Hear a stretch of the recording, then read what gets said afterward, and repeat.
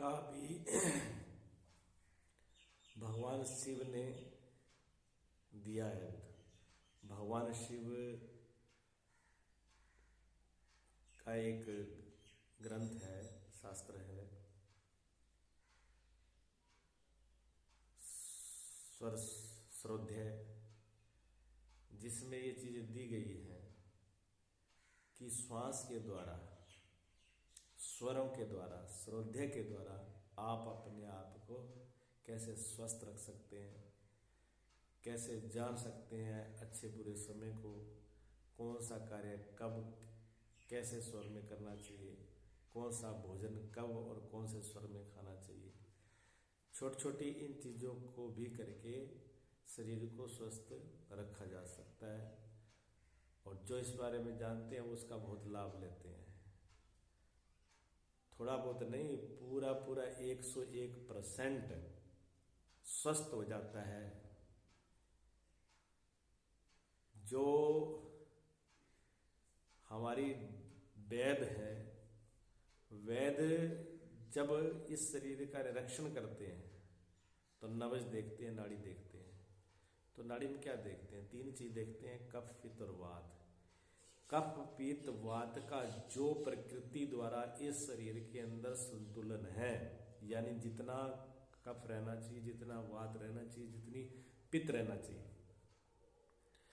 खून का टेम्परेचर कितना रहना चाहिए, शुगर कितनी रहनी चाहिए, जिसको बीपी कह देते हैं, वो कितना रहना चाहिए, जो निर्धारित है, उससे जब वो कम बढ़ हो जाता है तभी ही शरीर अस्वस्थ होता है। शुगर ज्यादा बढ़ जाए तो भी अस्वस्थ, कम हो जाए तो भी अस्वस्थ, शरीर का टेम्परेचर ज्यादा हो जाए तब भी अस्वस्थ है, और शरीर का टेम्परेचर कम हो जाए तब भी अस्वस्थ होता है। तो स्वास्थ्य किसमें है? संतुलन में, समस्वरता में, एक जगह होने पर। तो उसके लिए एक व्यायाम दिया पतंजलि जी ने।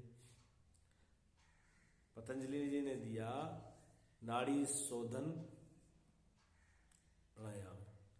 नाड़ी शोधन में क्या है कि नाड़ी, एक नाक से एक तरफ से श्वास लेना और दूसरे से छोड़ना, जिसको स्वामी रामदेव जी कहते हैं अलोम विलोम। सांस लेने और छोड़ने से, एक नाक से ली, एक नाक से छोड़ी, क्या फर्क पड़ता है? बहुत फर्क पड़ता है।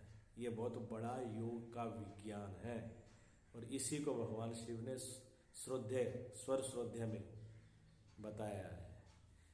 जो हमारी सीधे तरफ की नाड़ियां, इसको पिंगला कहते हैं, इसी को सूर्य कहते हैं। सूर्य हमेशा गर्म होता है, और पिंगला नाड़ी से, इससे श्वास लेने, अगर शरीर के अंदर कफ बड़ा हो, सर्दी बड़ी हो, तो इस स्वर का ज्यादा उपयोग करने से, इससे श्वास ज्यादा लेने से वो शरीर में ऊर्जा पैदा होगी, गर्मी पैदा होगी, और शरीर में जो दर्द होंगे वो भी खत्म हो जाएंगे। और हमारे दिमाग के अंदर भी दो हिस्से हैं, लेफ्ट और राइट, दाहिना और बाइना, 2 तरफ से दिमाग काम करता है। तो जब ये स्वर चलता है सीधी तरफ का, तो उल्टी तरफ का माइंड ज्यादा काम करता है, और जब इधर वाला चलता है, ईड़ा जिसको बोलते हैं, चंद्र नाड़ी, तो इधर का दिमाग और इधर का हिस्सा ज्यादा काम करता है। तो ईड़ा जो है वो है चंद्रमा, और चंद्रमा ठंडा होता है, शांत होता है। तो जो शांति का कार्य करना हो, पढ़ाई करना हो, लिखाई करना हो, बैठना हो, यादाश्त स्मृति, मन को शांत करने के कार्य, यादाश्त के कार्य, स्मृति के कार्य, वो इसी से होते हैं। और शरीर के अंदर अगर गर्मी ज्यादा हो, पित्त बड़ा हो, विशेष गर्मी हो, खून में गर्मी हो, तो इस स्वर का उपयोग करने से पित्त कम हो जाता है। और स्वर चंद्रमा ठंडी चीजें से जुड़ा हुआ है, जैसे जल का सेवन करते समय ये स्वर चले तो शरीर में लाभ होता है। और भोजन को पचाने के लिए किसकी जरूरत होती है? अग्नि की, गर्मी की। तो भोजन करते समय ये पिंगला सीधा स्वर चलना चाहिए, सूर्य स्वर चलना चाहिए, तो फायदा होता है। इसी प्रकार ज़्यादा मेहनत के काम, हार्ट के काम, शक्ति के काम करने हो तो सीधा स्वर चलना चाहिए। उसमें शांत बैठ करके शांत काम करने वाले हो, कार्य हो, मानसिक काम हो तो चंद्र स्वर में ही करना चाहिए। इसी ऐसे कहीं कोई शुभ कार्य के लिए जाना है, यात्रा के लिए जाना है, अच्छे काम के लिए जाना हो तो उसके लिए भी इस स्वर के साथ में तत्व, 5 तत्व हैं, उन तत्वों का ज्ञान भी होना चाहिए। और तत्व के का ज्ञान थोड़ा सा करने में अभ्यास चाहिए, समझ चाहिए, थोड़ी कठिनाई होती है लेकिन समझ में सब आ जाता है अगर समझने की कोशिश करें तो।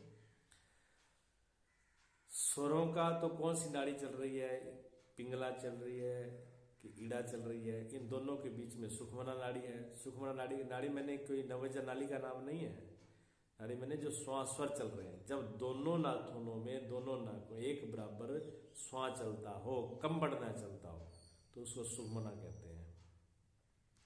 सुखमना शांति के लिए, भजन सिमरन समाधि के लिए, शांत बैठने के लिए सुखमना नाड़ी, कोई कार्य के लिए नहीं होती। सुखमना नाड़ी में कोई कार्य सिद्ध नहीं होता लेकिन शांत बैठ करके भजन ध्यान समाधि होती है। ऐसे ही किसी भी कार्य करो तो जो स्वर चल रहा हो उसी के तरफ से पहला कदम उठाएं। जैसे यात्रा में जाना हो तो पहले जो स्वर चल रहा है वही पहला स्वर कदम घर से, धैर्य से बाहर रखें तो उसमें सफलता होती है।